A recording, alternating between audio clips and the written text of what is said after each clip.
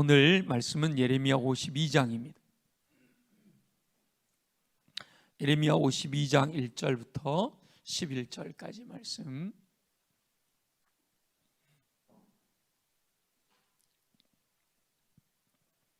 함께 한 목소리로 봉독합니다. 시작. 시드기야가 왕위에 오를 때에 나이가 21세라.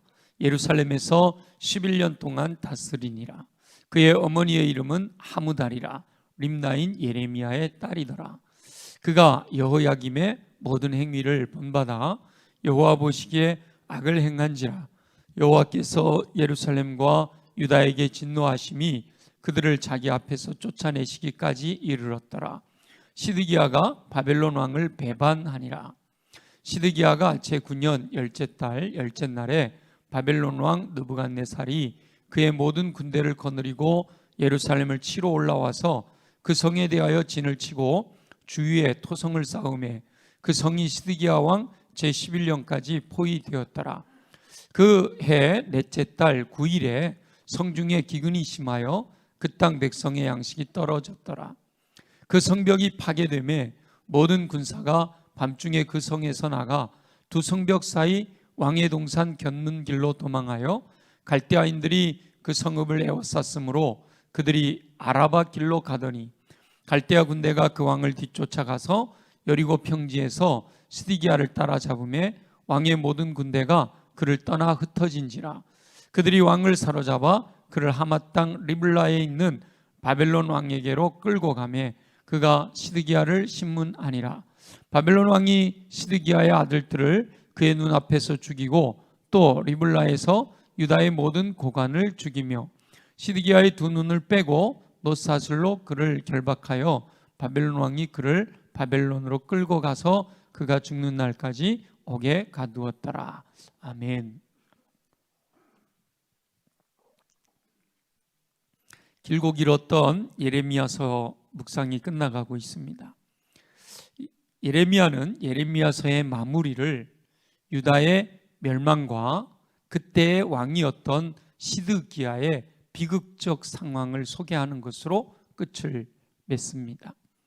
오늘 본문은 유다가 멸망할 당시 시드기야 왕에 대하여 소개하고 있습니다.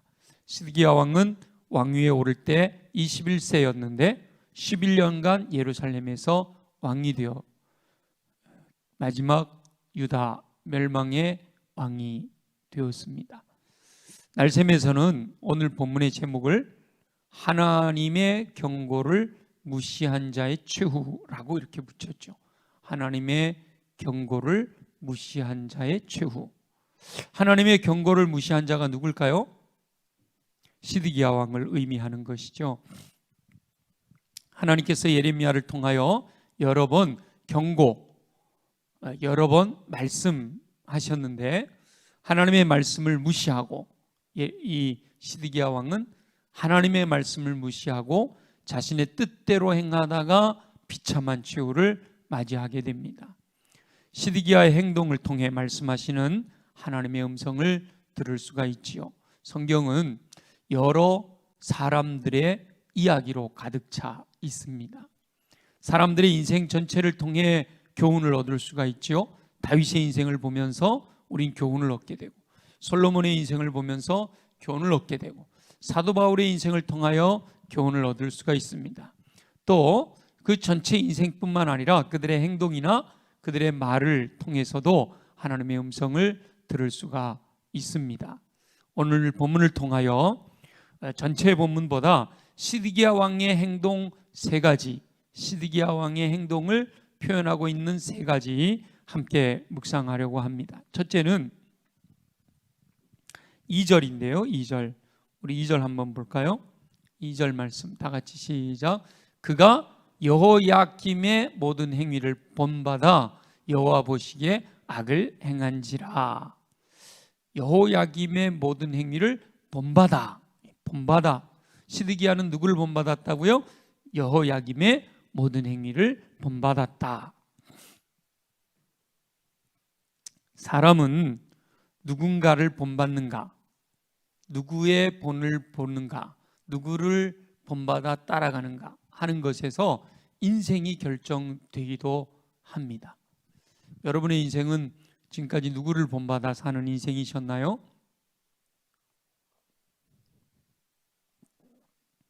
인생을 살면서 본받을 대상은 무수히 많지요. 다행히 가까이에 믿음과 인격이 좋은 분이 있어서 그 믿음과 인격을 본받을 수 있다면 그것은 엄청난 복입니다. 여러분 주변에 혹 저분은 존경스러워, 저분은 정말 믿음이 좋으셔, 저분은 정말 하나님이 사랑하시는 분이야, 하나님을 사랑하셔, 그런 모델이 있어서 그 모델을 본받아 살아갈 수 있다면 엄청난 복입니다. 열왕기에 나오는 왕, 지금 시드기야가 왕이니까 열왕기에 나오는 왕들에게는 대표적으로 두 가지 길이 있었습니다. 다윗의 길이 있었는데 그것은 여호와를 경외하는 길이었습니다. 여로보암의 길이 있었는데 그것은 하나님을 떠나 우상을 숭배하는 길이었습니다. 하나님께서 다윗의 길로 행하는 왕들을 인정하셨습니다. 그리고 그들을 보호하시고 그들을 선한 길로 인도하셨죠. 시드기야도 당연히 다윗 왕의 후손이잖아요. 그러면 다윗의 길로 행하였어야 하지요. 다윗까지 올라가지 않더라도 가까이에도 믿음의 왕들이 있었습니다. 시드기야는 가까이에 두 분의 훌륭한 조상이 있었는데 히스기야 왕이 있었고 요시야 왕, 히스기야나 요시야 왕 같은 분들이 이 시드기야가 본받을 만한 분들이었어요. 심지어 요시야 왕은 시드기야의 아버지이기도 했습니다. 종교 개혁을 일으켰던 성전에서 나온 말씀으로 인하여 옷을 찢고 그 말씀대로 통치하고자 전국에 걸쳐서 산당을 무너뜨리고 하나님의 뜻대로 행하고자 종교 개혁을 일으켰던 요시야 왕이 바로 시드기야의 아버지였던 거예요. 그런데 이 시드기야는 또 한 사람 므낫세와도 가까운데, 므낫세는 유다 왕 중에 가장 악한 왕이었잖아요. 그 므낫세가 또 할아버지였어요. 히스기야의 아들이 므낫세인데 므낫세의 아들이 요시야예요. 이게 믿음이 이렇게 바로바로 이어지지 않는 것이 좀 안타깝죠. 근데 시드기야가 다행히 그 악한 왕이었던 므낫세를 본받았다고는 하지 않았어요. 그런데 다윗이나 히스기야나 요시야가 아닌 바로 형 여호야김을 본받아 악을 행하였다, 이렇게 기록하고 있습니다. 여호야김, 형이거든요. 형을 본받아 악을 행하였다. 왜 아버지가 아니라 형을 본받았는지는 성경에 나오지 않으니까 잘 모르겠어요. 근데 여호야김도 그 길이 평탄하지는 않았는데, 여호야김이 굉장히 부유한 삶을 살았다거나 편안한 삶을 살았다거나 나라가 든든하게 세워졌다거나 그랬다면 여호야김을 본받아 살았다라는 것이 어느 정도 이해는 되는데, 여호야김도 그렇게 평탄한 삶을 살지는 않았단 말이에요. 근데 그를 본받았다라고 되어 있어요. 여호야김의 원래 이름은 엘리야김이었는데 아버지 요시야가 애굽 왕 바로 느고라는 바로에 의해 죽임을 당하잖아요. 무기토 전쟁에서 죽임을 당하는데 그 뒤를 이어서 왕이 된 사람이 여호야김이에요. 바로 애굽 왕 바로 느고에 의해서 왕으로 세워졌던 인물이란 말이에요. 근데 열왕기 기자에 의하면 여호야김은 그의 조상들이 행한 모든 일을 따라서 여호와 보시기에 악을 행하였다라고 이렇게 기록하고 있는 거예요. 다시 말하면 다윗의 길을 따랐던 사람이 아니라 여로보암의 길을 따랐던 사람인 거죠. 아버지 요시야의 길을 따라간 것도 아니고, 어쩌면 아버지 요시야를 보았는데 어떻게 그렇게 변했을까? 혹 그랬는지는 모르죠. 요시야가 그렇게 종교개혁을 일으켰는데도 전쟁에서 죽는 모습을 보면서 실망을 했을는지도 모르죠. 근데 또 이때 당시에 가정은요, 특별히 왕궁의 가정은 지금 우리가 생각하는 이 민주사회의 가정과는 전혀 달라요. 그래서 아들이 아버지하고 이렇게 가까이 있기가 쉽지는 않아요.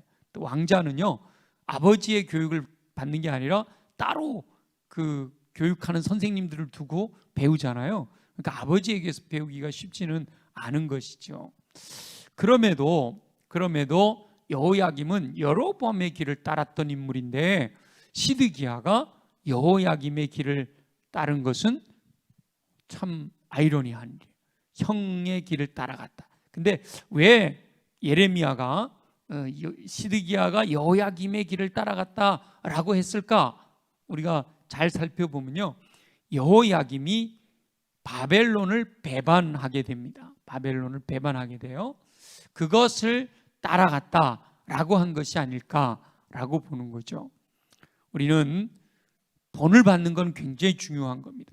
누군가의 본을 받는 것은 굉장히 중요해요. 그런데 제대로 본받아야 된다라고 하는 거죠. 사도 바울은 자신을 본받으라 이렇게 말하잖아요.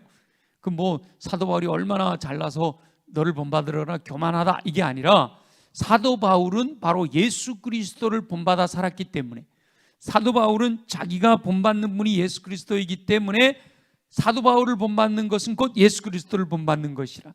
그래서 나를 본받는 자가 되라 라고 말씀하시는 거죠.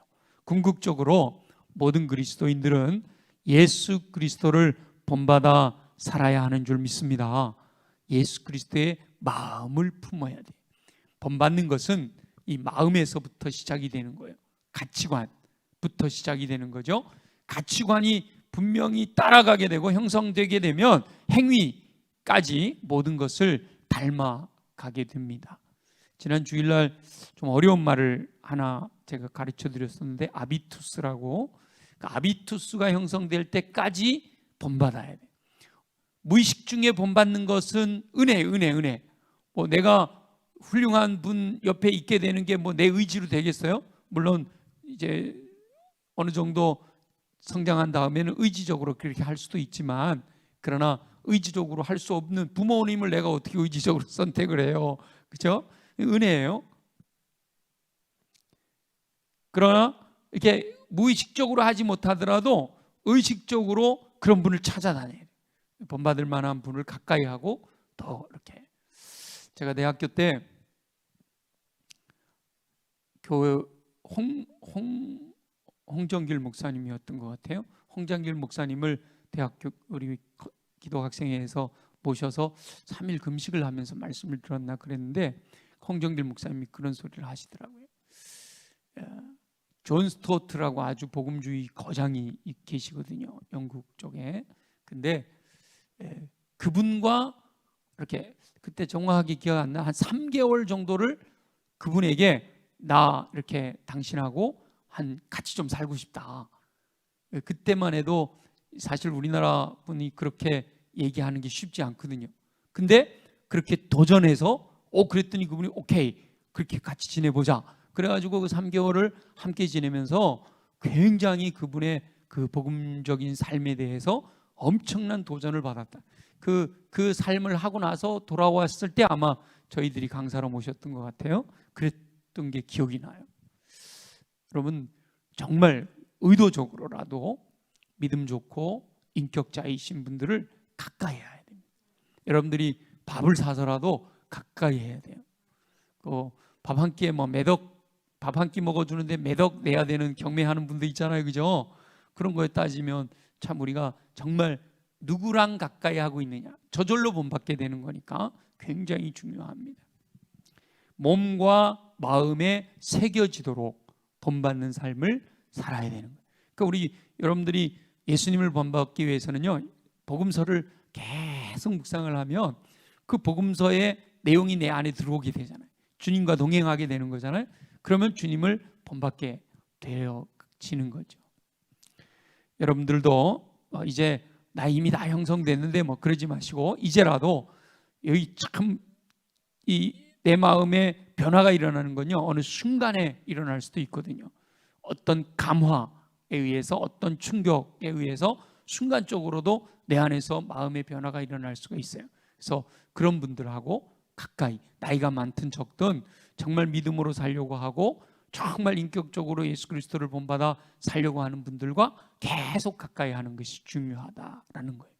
그리고 이제는 저와 여러분들이요, 다른 사람이 자신을 본받을 수 있다라는 사실을 기억해야 돼요. 제가 가끔 깜짝깜짝 놀래고 굉장히 이렇게 마음이 두려운 게, 요즘은 후배들을 많이 만나게 되잖아요. 후배들을 많이 만나면 후배들이 그래요. 저희들은 목사님 보고 따라갑니다, 막 이래요. 그러면 이게 소름 쫙 돋아요. 이게 내가 잘해야 되는데, 내가 이거 잘못하면 저 친구들을 또 잘못 이끌게 되는데, 이런 마음이 이렇게 들어오기 때문에, 그래서 이제는 다른 사람이 나를 본받을 수 있다라는 사실을 기억해야 됩니다. 특별히 우리 장로님들, 권사님들, 우리 교회 젊은 성도들이 저와 여러분들을 보고 있다는 거예요. 근데 젊은이들 속에서 요즘 본받을 사람이 하나도 없다, 이런 소리가 나오는 건 우리가 잘못하고 있는 거죠. 그렇죠? 우리가 먼저 예수 그리스도를 본받아가고, 그 본받아가는 그 삶을 또 뒤따르는 분들이 우리를 통해서 예수 그리스도를 본받아 갈 수 있게 해야 돼요. 다른 사람이 자신을 본받고자 할 때 잘못된 길로 인도하지 않고 바른 길로 인도할 수 있는 인생을 살아야 합니다. 저와 여러분은 주변에 믿음 좋은 분들을, 인격 있는 분들을 본받는 삶을 사시기를 소망합니다.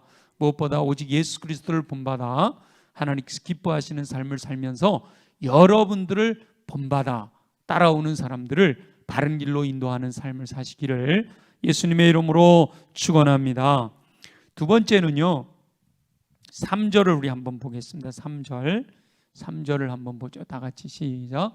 여호와께서 예루살렘과 유다에게 진노하심이 그들을 자기 앞에서 쫓아내시기까지 이르렀더라.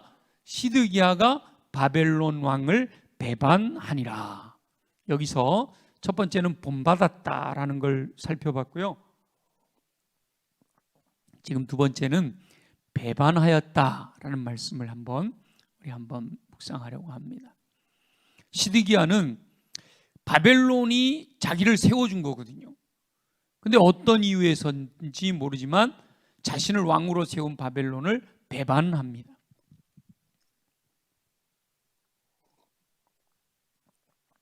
그런데 여기에 이 바벨론을 배반했다라는 걸 왜 이렇게 강조를 했을까? 바벨론을 배반했다라고 하는 것은요, 곧 예레미야를 통하여 바벨론을 따르라 라고 하셨던 누구를 배반한 거죠? 하나님을 배반한 거거든요. 그래서 여기서 시드기야가 바벨론을 배반하였더라 라고 하는 것을 강조하고 있는 겁니다. 하나님께서 예레미야를 통해서 시드기야에게 계속해서 말씀하시잖아요. 바벨론에게 항복하세요. 바벨론을 따라야 됩니다. 그래야 당신도 살고 당신 가족도 살고 백성들도 살고 이 성도 안전합니다. 계속 그랬단 말이에요. 마지막에 시드기야가 또다시 불러가지고 최종적으로 물었을 때도 똑같이 얘기했단 말이에요. 그런데 시드기야는 바벨론을 배반했어요. 배반했다라는 것은요, 일단 마음이 떠났다라는 걸 의미하죠. 마음이 떠났기 때문에 배반하는 행동을 하게 되는 건데, 하나님을 배반하지 않으려면요, 항상 하나님께로부터 마음이 멀어지지 말아야 됩니다. 마음이 떠나면 배반하는 거예요. 마음을 붙들어야 됩니다. 무릇 지킬 만한 것보다 더욱 마음을 지켜야 된다 그랬어요. 근데 이 마음을 지키는 게 어려워요. 성을 지키는 것보다 마음 지키는 게 또 힘들다고 그러잖아요. 그래서 사도 바울은 날마다 자신을 쳐서 복종시키는 거예요. 이 마음을 지키기 위해서 날마다 자신을 쳐서 복종시키는 거죠. 하나님으로부터 멀어지려는 생각, 세상을 향해 가려고 하는 생각, 너희는 이 세대를 본받지 말라 그랬는데 이 세상 방법을 따라가고자 하는 그 마음이 자꾸 내 안에서 솟아올라오거든요. 그거부터 복종시켜야 되는, 그리고 의도적으로 하나님을 더 가까이 하며 마음을 하나님께로 집중해야 되는. 하나님께서는 절대로 저와 여러분을 배반하지 않으십니다. 아멘이죠? 하나님은 절대로 저와 여러분을 배반하지 않으세요. 독생자까지도 내어주신 하나님께서 죄인임에도 불구하고 먼저 우리를 사랑하신다. 우리가 아직 죄인이 되었을 때 그리스도께서 우리를 위하여 죽으심으로 하나님께서 우리에게 대한 자기의 사랑을 확증하셨잖아요. 저와 여러분이 하나님을 떠나지 않으면 하나님께서는 절대로 저와 여러분을 떠나지 않으십니다. 그런데 시드기야는 여러 가지 이유로 바벨론을 배반하였어요. 시드기야가 바벨론을 배반한 것에 대해서 여러 가지 이유를 대면서 항변할 수 있었을 거예요. 그러나 그것은 핑계에 불과합니다. 왜냐하면 하나님께서는 예레미야를 통하여 분명한 하나님의 뜻을 전하셨기 때문에.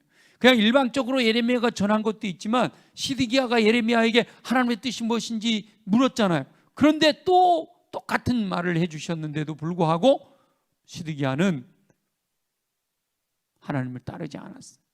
시드기야가 이렇게 변명할 수 있어요. 나는 바벨론을 배반한 것이지 무슨 하나님을 배반했다고 그래. 그렇게 항변할 수 있습니다. 저와 여러분의 삶에서도 나 사람이 마음에 들지 않아서 내가 그 사람을 떠났을 뿐이야 라고 항변할 수 있지만 하나님 앞에서는 핑계하지 못한다 라고 말씀하세요. 하나님의 사람들을 배반하는 것은 결국 하나님을 배반한, 예레미야를 거부한 것은 곧 하나님을 거부한 것. 예레미야가 명령한 대로 바벨론을 따르라 그랬는데 바벨론을 거부한 것은 곧 하나님을 거부한 것과 마찬가지다 라고 말씀하시기 때문이죠. 자신의 삶을 돌아봐야 됩니다. 자신의 논리를 가지고 주장하기보다 말씀에 비추어 봐야 됩니다. 내 논리, 내 경험, 내가 생각한 거 이거 중요한 게 아니에요. 하나님의 말씀에 비추어서 내 삶을 드러내야 되는 거예요. 인간적으로는 정당성이 있을지라도 하나님께서는 항상 하나님의 말씀에 기준하여 저와 여러분의 삶을 평가하신다는 거예요. 그렇기 때문에 하나님의 말씀에 따라 마음을 지키고 순종해야 됩니다. 저와 여러분은 끝까지 마음을 지켜 하나님을 배반하지 않는 삶을 살게 될 줄 믿습니다. 그것은 하나님을 배반한다는데 저 멀리 계신 하나님을 뭘 배반해요? 결국은 저와 여러분의 주변에 있는 하나님의 사람들의 마음을 아프게 하지 않는 것이어야 돼요. 여러분 같은 구역에 있는 집사님, 권사님 마음 아프게 한다. 결국 누구를 마음을 아프게 하는 거예요? 하나님의 마음을 아프게 하는 거예요. 여러분들이 우리 주변에 있는 하나님의 사람들을 배반하는 것은 결국은 하나님을 배반하는 것과 마찬가지다라는 거죠. 언제나 하나님의 마음을 깨달아 순종하며 하나님의 뜻을 알고 배반하는 것이 아니라 더욱 충성하는 삶을 사는 저와 여러분들이 되시기를 예수님의 이름으로 축원합니다. 세 번째는요, 시드기야 행동 중에서 뭘 보려고 하냐면 도망했다라는 거예요. 7절 우리 한번 볼까요? 7절 다 같이 시작. 그 성벽이 파괴되매 모든 군사가 밤중에 그 성에서 나가 두 성벽 사이 왕의 동산 견문길로 도망하여 갈대아인들이 그 성읍을 에워쌌으므로 그들이 아라바 길로 가더니 뭐예요? 도망했다. 시드기야는 바벨론을 배반하고요, 바벨론이 예루살렘을 포위했을 때 결사항전을 하기로 결정한 거죠.